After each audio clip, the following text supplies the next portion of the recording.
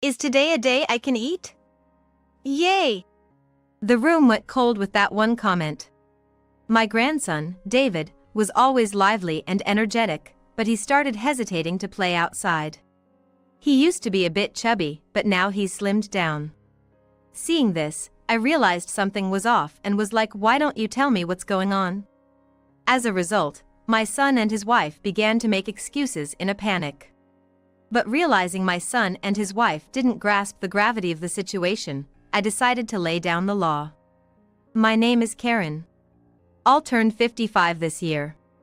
I married my husband when I was 23 and had my son at 25. Ever since, I've been a homemaker, taking care of household chores. My son, James, is now 30. He married Lisa when he was 25, and they were soon blessed with a child. So, I have a 5-year-old grandson. My grandson's name is David. David has always loved playing outside, and whenever he came to our house, he would always run around in our yard. Whenever my son and his wife visited me, either my husband or I would always take David to the park. People say kids will be kids, and that certainly applied to David. My son and his wife would often bring David over to visit, but one day, I noticed something was off about David. He used to be enthusiastically like, I want to go play outside. Take me to the park, but for some reason, he didn't want to go out that day. When I asked like, don't you want to go outside? It's nice out and it'll be fun, he was like, but showing little interest in going out. I thought maybe he wasn't feeling well and decided not to press further. Luckily, we had lots of board games and cards that could be played indoors. These were the toys that James used to play with when he was a kid, stored in our closet, so I quickly took them out. Although David seemed happy, there were times he'd just blankly stare outside. I thought he might still want to go out and asked him like, if you're not feeling up to playing, how about a short walk to the store? David then looked at Lisa. Lisa, with a resigned expression, was like, only for a bit. At that moment, David cheered and began running around my house. He clearly wanted to go outside. I thought being stuck in a house with just adults probably wasn't much fun for him. I was about to get ready and take David out when Lisa suddenly stopped me. Hold on a sec. In Lisa's hand was sunscreen, and she began applying it to the face and limbs of David standing next to her. I've heard that UV rays can cause skin cancer, and getting sunburned hurts. I was impressed with how diligent Lisa was in this regard. After that, we headed to a store nearby, but on the way, David kept insisting that he wanted to play in the park. I was like, just for a bit, letting David play in the park. It had rained earlier that day, and the ground was muddy. David got his foot stuck in the mud. In that moment, he fell face first, his clothes completely covered in mud. Even his face was smeared with mud. I asked David like, are you okay? Any injuries? But it seemed he wasn't hurt. However, his joyful expression from earlier had turned into one of despair. Reluctantly, I took the dejected David's hand and we headed home. Seeing the muddy David, Lisa was like, what's this? I told you not to play. Karen, please stop him next time, she exclaimed in a loud voice, scolding David. I was like, hey, kids will be kids. Things like this happen from time to time. I'll make sure to wash the clothes. I tried to calm her, but she was like, that's not the point. Thanks to James intervening and calming Lisa down, the situation was diffused. However, it seemed my son and his wife had many strict rules at home. For instance, when I tried to give David some candy we had at home, Lisa was like, we're trying not to give David candies. It spoils his dinner. I understood the concern about overeating from big bags, but they even refused small individually wrapped candies. Feeling bad for David but understanding that rules differ across households, I decided not to offer him any candies. Even after that, my son and his wife did visit, but their rules felt too strict. Whenever we ate out with my son, his wife, and David, they would always choose light meals at diners. Places like barbecue joints or steak restaurants, which kids typically like, were off limits. If that's their household rule, then it can't be helped. However, from my perspective, it seemed a bit too pitiful for the child. My husband and I would sometimes talk like, don't you think they're a bit too strict? We took James to various places when he was young, didn't we? While my husband usually didn't say much, it seemed he felt the same way watching my son, his wife, and grandson. But we concluded it wasn't our place to interfere and decided to respect my son and his wife's parenting decisions. From that time, my son and his wife stopped coming to our house. Apparently, James got busier with work and couldn't make time. They used to visit once a week, so it felt like a sudden change. While we always looked forward to seeing our grandson, our son and his wife, we couldn't help but feel a tad lonely. We continued to communicate via messages, so I often received photos of my grandson. One time, something caught my attention. He seems to look more mature. David is turning 5 this year, but comparing his recent photos to the older ones, he did seem to look more grown up. They say kids grow up fast, but seeing this made me feel like he'd be an adult in no time, and I felt a bit melancholic. About 6 months had passed since my son and his wife stopped visiting. They informed us they finally got some extended time off. The idea of a dinner gathering came up.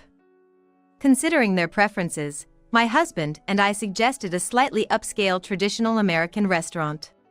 Once we got the green light from my son and his wife about the restaurant choice, we quickly made a reservation. The thought of dining together after such a long time was thrilling. I was so excited that I barely slept the previous night. The next day, eager to see my son's family, I arrived 30 minutes earlier than planned. After a short wait, my son, his wife, and David arrived, and we were led to our reserved table. It's been a while, how have you been? Well, work's been busy, and I couldn't visit you often. But I managed to get a 3-day off. We're sorry for not coming around much. We were making small talk when I noticed something. David looked slimmer than before. He used to be a slightly chubby and adorable kid, but now he's become a slim boy who could easily be described as handsome. David seems to have lost weight. Isn't he a bit too thin? Is he eating well?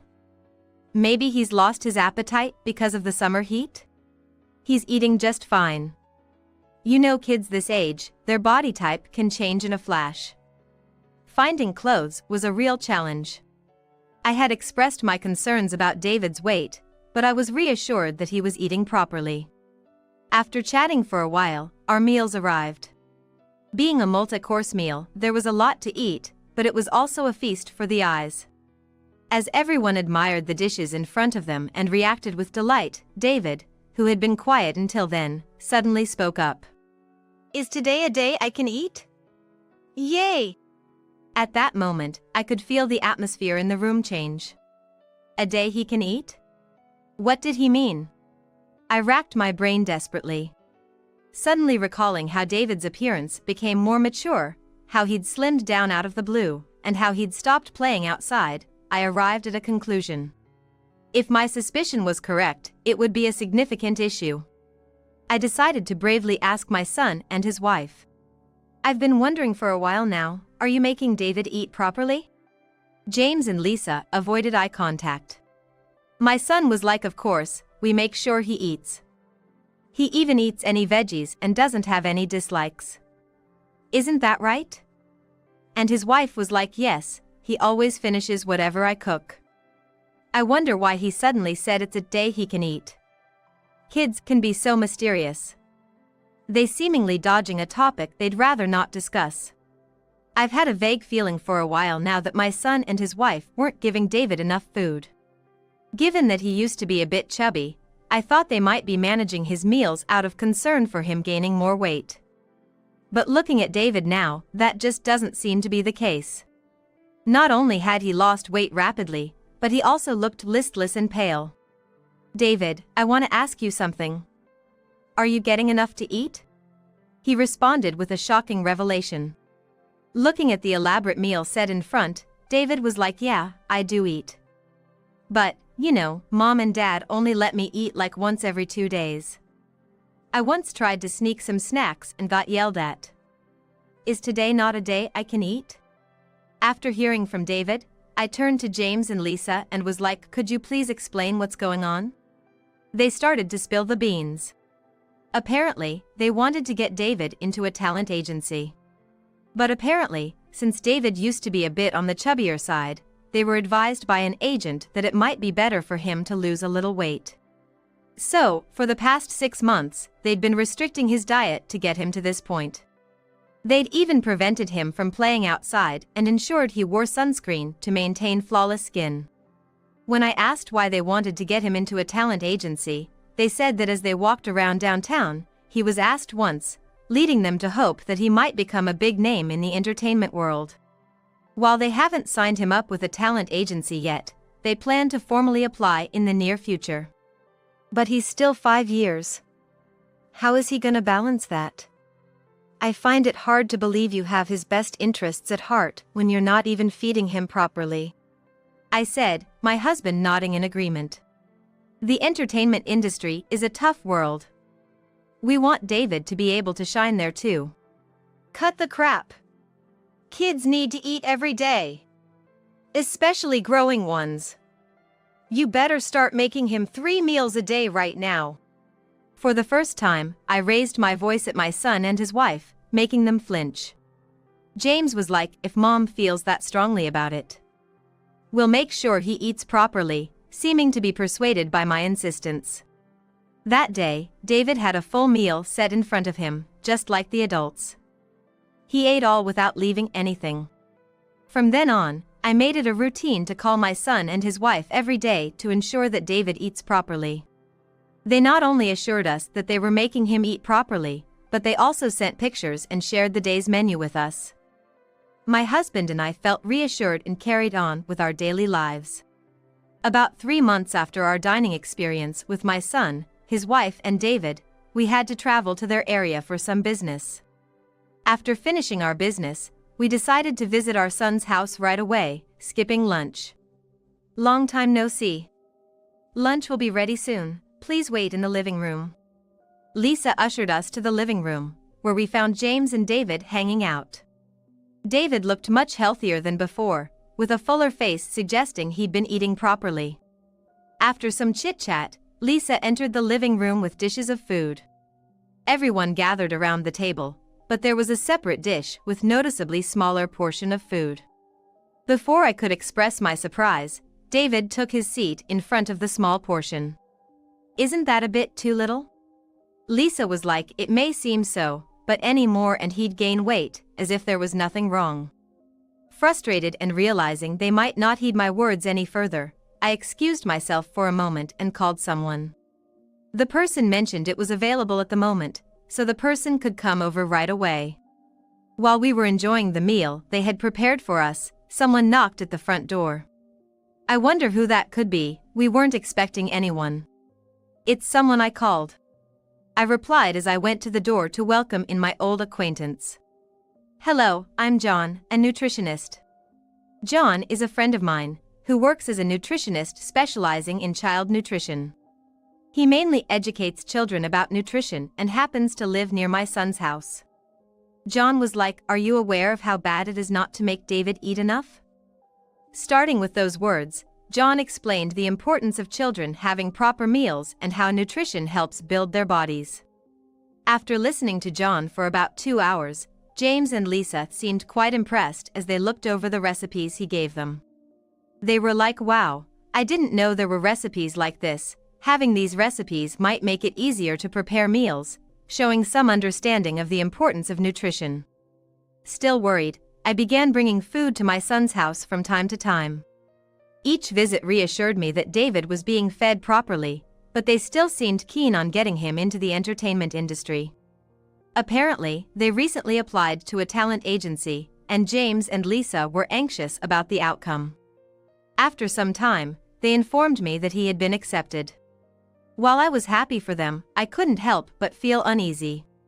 Would they really prioritize David's well-being? Day by day, as they updated me about David's progress, I carried these thoughts. One day, after my husband left for work and I was doing my usual chores, someone visited me at home. I wasn't expecting anyone, so I thought it might be a salesperson and considered ignoring it. But the person kept knocking at the door. Thinking it might be an emergency, I opened the door, only to find David, crying. "David! What happened?" I was so taken aback by surprise, but I quickly brought David inside. I figured David's house was quite a distance from here. But my immediate concern was to calm David down. I gently rubbed his back and waited for him to stop crying. After a while, he seemed to settle down and began to explain why he had come here. David was like, "When Grandma is around, they feed me properly, but when you're not, they hardly feed me at all. They even threw away a candy my friend gave me. I just can't take it anymore." I thought they had understood me, but it seems they hadn't. He was put into the talent agency, but he said he really didn't want to be there. He has lessons every day, but because he's made to dance without having eaten, he feels like collapsing all the time. When the instructor sees this, they tell him to take a break, but Lisa, watching from the side, tells him not to rest. Even at home, he's shown various shows. One day, Lisa was like, "We want to style you like this, maybe cut your hair a bit shorter. Also, you've been getting a tan lately, so no going outside." Then David was like, "But I have plans to meet my friends soon." However, Lisa was like, "Cancel it. If you're thinking about your future, you'd better do as I say. If you become a famous dancer, acting would be next. We'll consider more after a small success." He wasn't even allowed to go out with his friends. Realizing there was nothing more I could do on my own, I decided to contact Child Protective Services. Although hesitant because it involved my own son, I knew I couldn't stay silent any longer. With that in mind, I quickly dialed Child Protective Services. They wanted to grasp the situation as soon as possible and said they'd visit James and Lisa's home the next day. I let David stay at my house that night, informing his parents of the decision. James was like, "I'm concerned about David and will come over after work." But knowing the current state of David, I couldn't let my son and his wife meet. I steeled myself and responded like, "Please don't come. Even if you do, I won't let you in or let you see David. You both need to reflect on what you've done." The next day, I took David to the hospital for a thorough checkup, and the results were far worse than I had imagined. David was malnourished and seemed to be showing symptoms of asthma.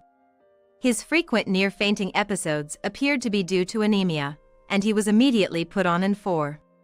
Believing it unsafe for him to return, I decided to keep David with me, but my son and his wife vehemently objected.